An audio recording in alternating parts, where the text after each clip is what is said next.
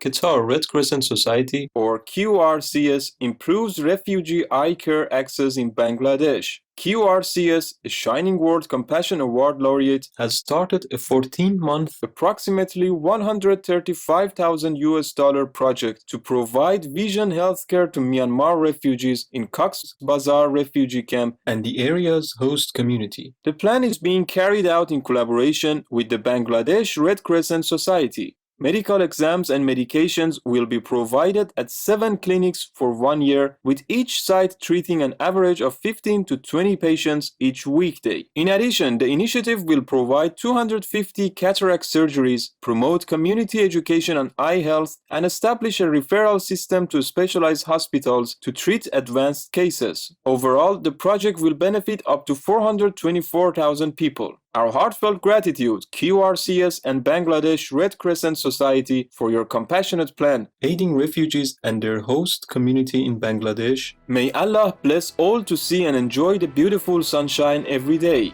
International panel of experts to study root cause of pandemics. Harvard University has convened a team of global experts to devise policy recommendations on the prevention of pandemics. Led by Dr. Aaron Bernstein, Interim Director of Harvard Center for Climate, Health, and the Global Environment, the new task force plans to highlight that the halting of the human-caused destruction of the environment to prevent pandemics in the first place is more effective and less expensive than responding to them. In particular, deforestation, the wildlife trade, and the animal livestock production have been identified as the main sources of virus spillover from animals to humans. The group's recommendations will be presented to high-ranking policymakers and government officials worldwide by a coalition called Preventing Pandemics at the Source. Many thanks, Dr. Aaron Bernstein, and all involved. May humanity always treat nature and animals with respect and shift to a healthful vegan world soon in divine awakening.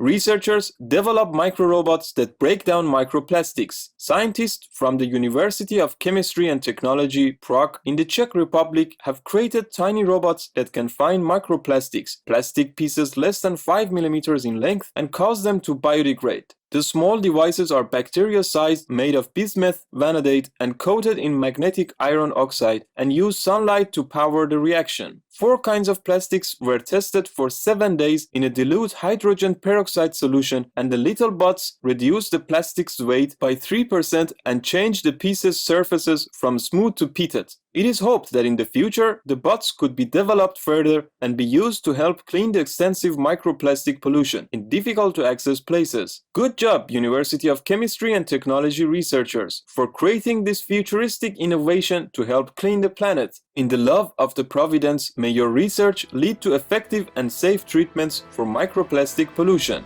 Majority of Syrian and Eritrean refugees in Germany are content. A recent survey in Germany conducted by the German Federal Institute for Population Research and the Research Center of the German Federal Office for Migration and Refugees has revealed that almost 2/3 of the Syrian and Eritrean refugees living in Germany are content or very content with their lives. From 2013 until 2019, 74,000 Eritreans and 790,000 Syrians arrived in Germany seeking shelter from conflict, various forms of persecution, conscription, and more. Most of the people surveyed were happy with their circle of friends and acquaintances as well, and over half of the men have found employment. Germany is a Shining World Caring Leadership Award and Shining World Leadership Awards for Compassion and Wise Governance laureates. Our appreciation, Germany, for your survey and warmly welcoming displaced people into your beautiful nation. We pray for an end to conflict in the world so people may live in peace and dignity in God's care.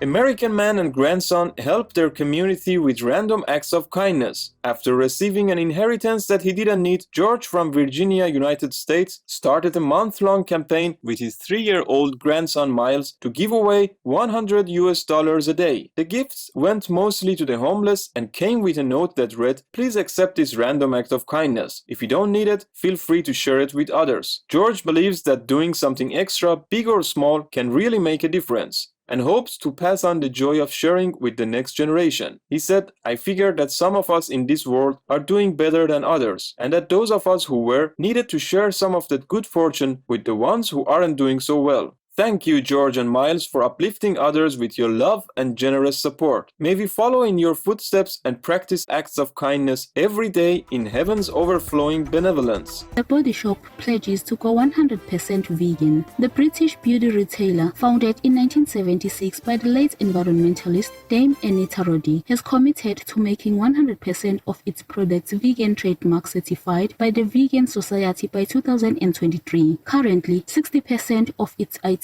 are vegan. The Body Shop was the first global beauty company to oppose cosmetics animal testing. Lionel Thoreau, global brand director at The Body Shop, explained, "Going 100% vegan is a natural step for us, and vegan beauty products are the next important stage in our sustainability and environmental efforts."